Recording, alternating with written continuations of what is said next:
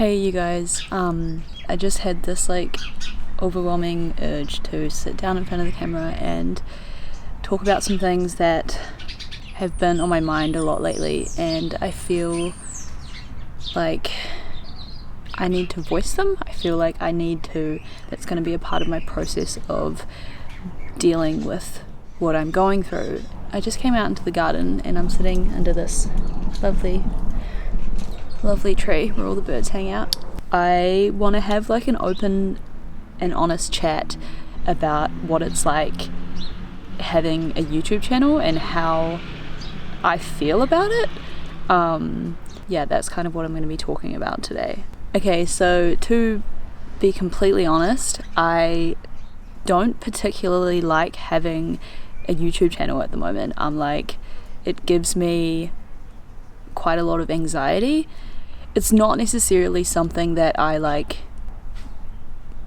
chose to do, that this is my passion, this is my goal. I want to create videos and share them on YouTube. It's just kind of such a weird idea in the first place, but I guess I sort of just fell into it a little bit.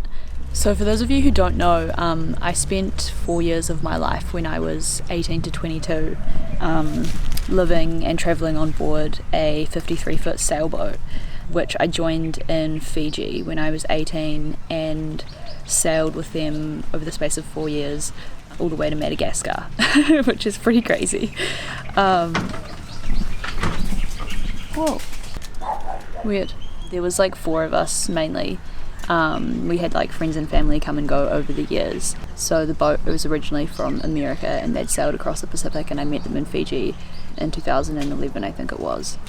And at that time they had a blog. So yeah, when I joined them, I got involved with writing blogs as well about the cultural experiences that we were having and what life is like living on a sailboat and traveling around with 3 or 4 other people and living in a confined space and sailing from one place to the next and yeah, slowly over time it gained a global audience of people who were interested in our journey and what we were doing, because it was something quite unique and different. And then it was when we left Australia in 2012 and started sailing up through Indonesia and the Philippines is when we started filming and making little videos, which we then posted on YouTube. And at the time, I was 19, 20, I didn't really watch YouTube. I didn't even really know it was a thing to make videos and put them up there and eventually be able to monetize them and make a lifestyle out of that or have that as your job.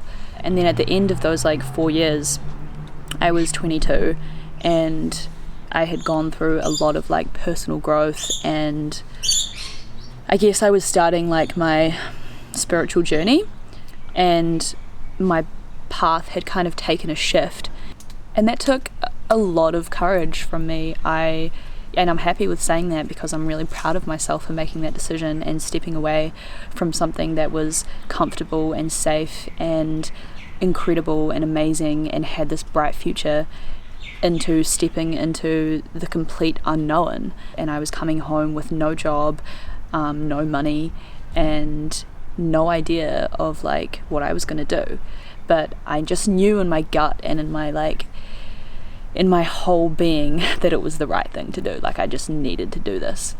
And I guess where I'm going with this is the years following that choice of leaving, which has almost been 3 years now, has been a massive journey of rebirth in a way, and healing. And so as I was going through this process, I had just started creating Brahmatry. So I just started making jewelry, and I was making clothes out of all this fabric that I'd collected in India, and I was doing paintings for people and all sorts of stuff.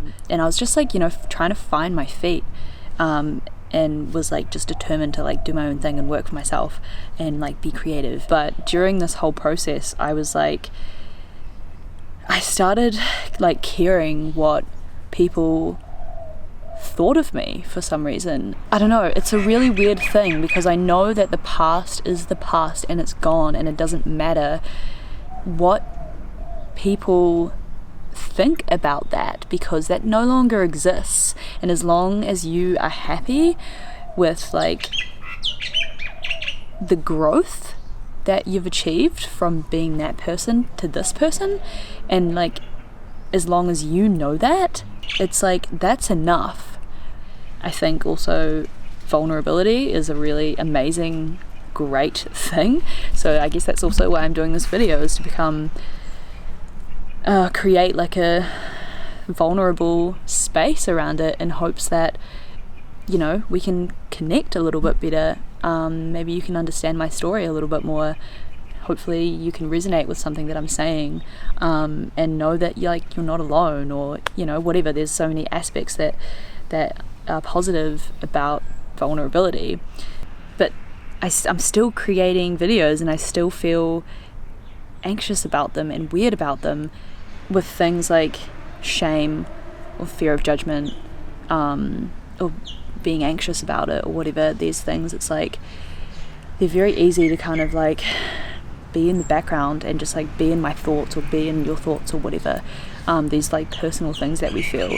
And I think especially with shame, to be able to like bring those things out and hold them in your hand, and like actually look at them, and sometimes even share them, it kind of brings the power back into yourself, and you're able to recognize those things and be able to reflect on them and understand them a lot better, and not have them be this like shadow in the background, but actually something that you're facing with, you know, because we have to learn to love our light and our darkness and our shadows that we all have. That is just a part of life. I'm kind of over like all of this fake shit. I'm just like, give me the truth, give me something real, give me connection, give me like how you're actually feeling. We're all having these experiences, and if we all can just like be a bit more honest and real, especially on social media, I think it can open up so many doors for like connection, like real connection. And that's the other thing as well. It's like we live in this weird world where the internet's not going to go away, like it's only going to progress with technology. It's like I feel really strange about having a YouTube channel a lot of the time, and I guess this is a part of my anxiety, is because I don't want to contribute to, you know, people being stuck on their phones all the time or in front of their computer. Like I want people to have like real human interactions. I don't want to support, you know, people just being glued to their phones or whatever. But at the same time, what I'm trying to achieve, what I strive for, I guess, what I'm trying to strive for is to create these real connections online, because that's what we have to start doing. Otherwise it's just like all of this fake shit, and we're just getting like bombarded by all this crap from the media and all these like people. I don't know, there's nothing wrong with that either, but I just feel like it's important to me, so I want to start doing that. I haven't in the past created content that I feel super proud of. Like I know I have potential to like create really good content, and I'm just getting a little bit frustrated lately because I feel like I can't express that properly. So I feel that I sort of like shy away from even showing people my YouTube channel, because I don't want them to get the wrong idea, you know. And that's just such a silly concept, because I need to be comfortable with where I'm at on my journey and on my path. Like I know my truth, so just holding on to that and not giving a shit what anybody else thinks, like it's such an important thing. And yeah, that's kind of what I'm going through at the moment. Yeah, so I guess that story sort of was the stepping stone for me into like the social media world, and I didn't necessarily like choose it, and in the beginning I didn't necessarily even understand it, but I'm in it now, and it's happened, and somehow life has led me here to this point, talking to you about it, and I just have to accept that. I want to practice more gratitude with it, and like not like dwell too much on the negative aspects of it, cultivating and nurturing the positive things about it, and really going for that and putting my energy into that. And I think a lot of that comes down to